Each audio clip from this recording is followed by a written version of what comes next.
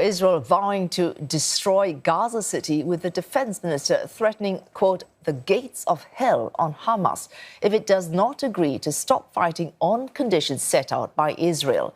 These would include the release of all hostages and Hamas's disarmament. Failure to meet those conditions could mean, according to Mr. Israel Katz, Gaza becoming Rafah and Beit Hanoun. Those are two cities that were razed in previous Israeli military operations.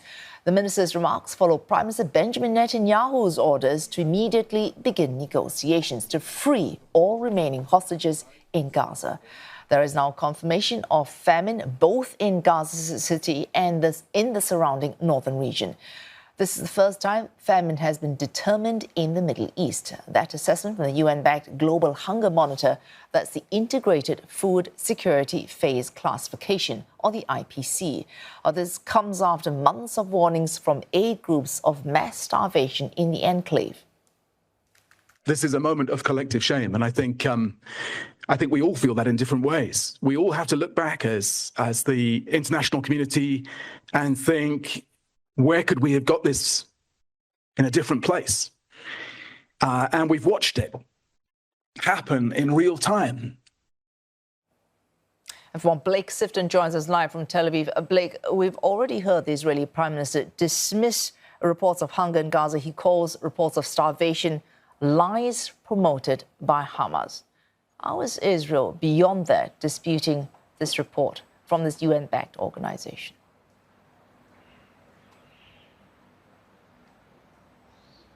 Good evening, Wei Su. The IPC has blamed Israel for this situation in Gaza, saying the famine is entirely man-made. They've said it's been caused by the blockading of aid, fighting, as well as widespread displacement. In response, the Israeli Foreign Ministry said that this is a fabricated report to fit Hamas's fake campaign, and they've added that there is no famine in Gaza.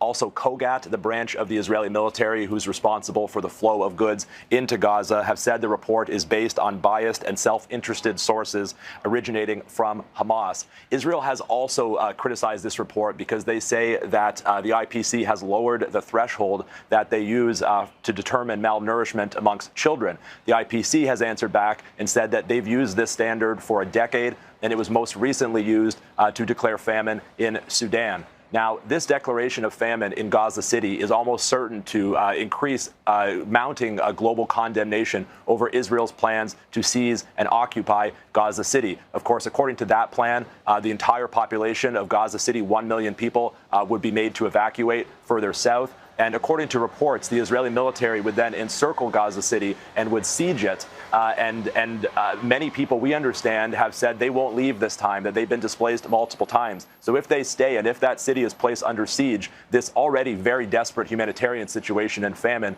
could get much, much worse.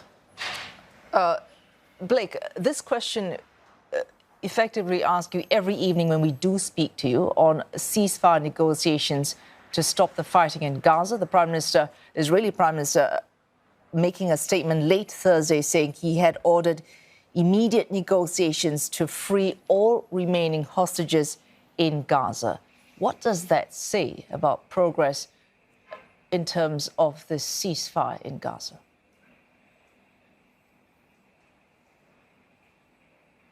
Now, when Netanyahu says he's ordering negotiations for the release of all hostages, it's unclear if he's referring to the ceasefire proposal that's already on the table and that Hamas has agreed to, or another framework entirely, because the current ceasefire proposal only envisions the release of half of the Israeli hostages, the 50 hostages who remain in captivity in exchange for Palestinian prisoners. And Israel has not directly responded to that proposal yet, but they've said repeatedly that they will no longer accept partial deals, only a comprehensive deal for the release of all of the hostages at once, and they will only end the war if Hamas disarms, if Gaza is demilitarized, and if a new entity that's not Hamas and that's not the Palestinian Authority governs Gaza. Now, those demands go far beyond the concessions that are currently on the table in this current proposal. And then, of course, in addition to this, yesterday, Netanyahu also approved the Israeli military's plans for the seizure and occupation of Gaza City. And many people are viewing that simultaneous push for negotiations as well as military offensive as Israel trying to exert military pressure to force Hamas to make concessions. And of course, as we heard, Israel's Defence Minister Israel Katz today threatening to reduce Gaza City to rubble if Hamas did not release all the hostages and did not disarm. All right, thanks for that. Blake Sifton there reporting live from Tel Aviv.